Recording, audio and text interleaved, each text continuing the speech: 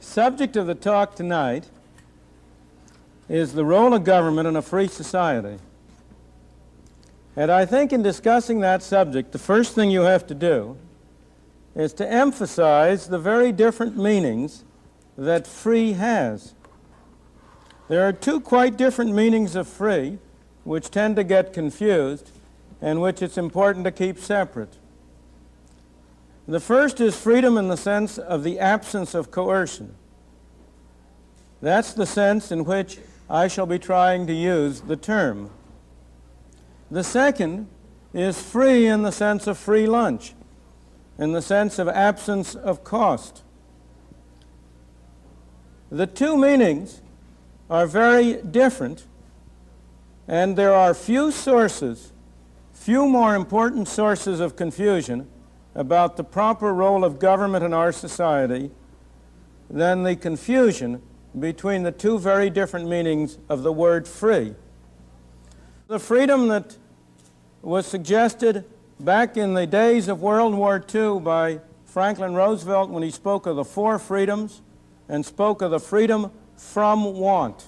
How can you guarantee one person of freedom from want except by coercing another person to provide the material means for his being free from want? Freedom from want involves coercion. It may be a fine objective, but it uses the word freedom in an altogether different sense. Now, obviously, if men are going to live in a society, there is no way in which you can have absolute freedom. There is a famous dictum of a Supreme Court justice that my freedom to move my fist is limited by the proximity of your chin.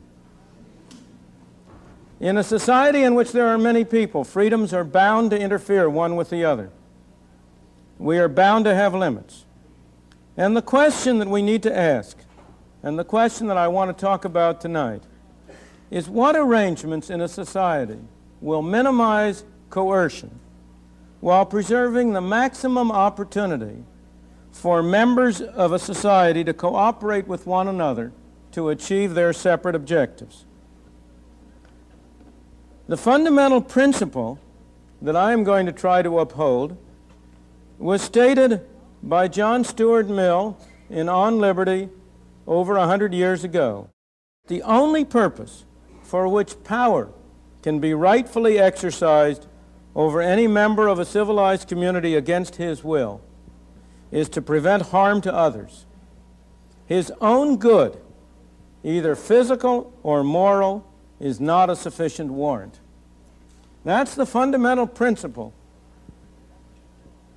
that I am going to take as a given as describing my own values in trying to discuss the question of what government's role in a society dedicated to promoting freedom in that sense, what its role is. From this point of view, the nation state is a means to an end, not an end in itself. This notion that the individual, or rather in our society and every society, the family, is the basic unit.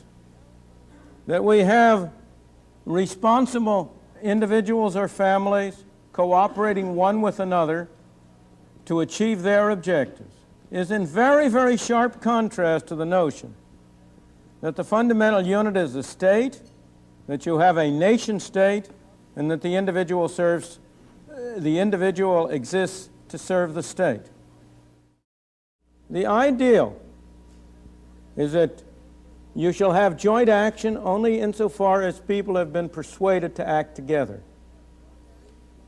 That you should have joint action only insofar as responsible individuals, after free and full discussion, have agreed jointly to cooperate in some venture.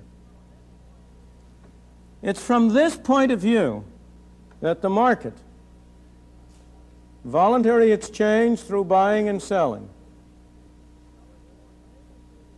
is so important as a basis for a free society. The market has the enormous virtue that it enables you to achieve voluntary cooperation, to achieve unanimity without conformity. Everybody can do his own thing. Everybody can go to the store and buy what he wants to buy. However, there are some items where it is not feasible for everybody to do his own thing.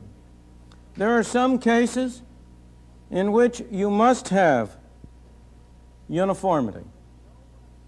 Some cases in which the answer must be the same for all the people. The most obvious example is in the case of national defense. There is no way in which some people in a country can be engaged in an international war and other people in a country can be not engaged in that war. The decision whether the country is at war is a yes or no decision that must be the same answer for all. Ideally, the ideal would be that we should not engage in such joint activities unless we have first achieved unanimity. But it is clear that that's not a feasible ideal. It is clear that you cannot, in a changing world, subject to problems that come up from time to time, that you cannot afford the time that would be required in order to get everybody jointly to agree on the same course of action. And hence, all of us who have lived in these kinds of societies, all societies of this kind, have been led to adopt something short of unanimity, a majority rule as an expedient for reaching those kinds of decisions which require conformity. Let me stress that the majority rule in that context is not a principle, it's an expedient.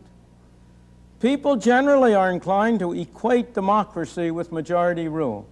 I believe that is a great mistake. There is nobody who believes in majority rule as an absolute.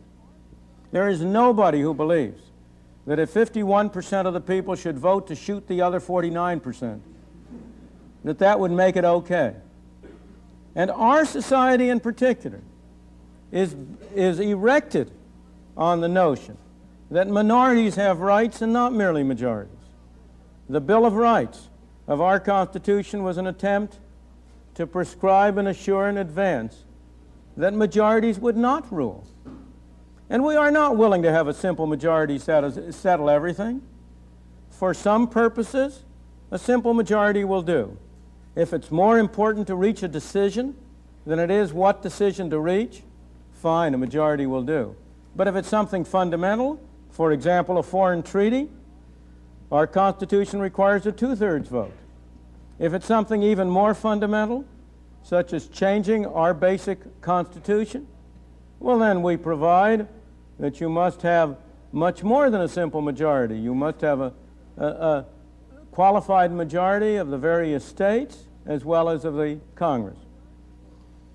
So majority rule is an expedient which we have adopted in those cases where we need conformity. Now the reason why this is important is because the use of the political channel for deciding issues, while it is absolutely inevitable, while you must do it, inevitably tends to strain the social cohesion essential for a stable society. No society can be stable unless there is a basic, unthinking, unquestioning allegiance to certain common principles. If we are going to maintain a free society, especially in a society in which you have wide differences of customs and values and beliefs, it is essential that you rely as little as possible on the political mechanism and as much as possible on the market mechanism of voluntary cooperation, where each group can go its own way.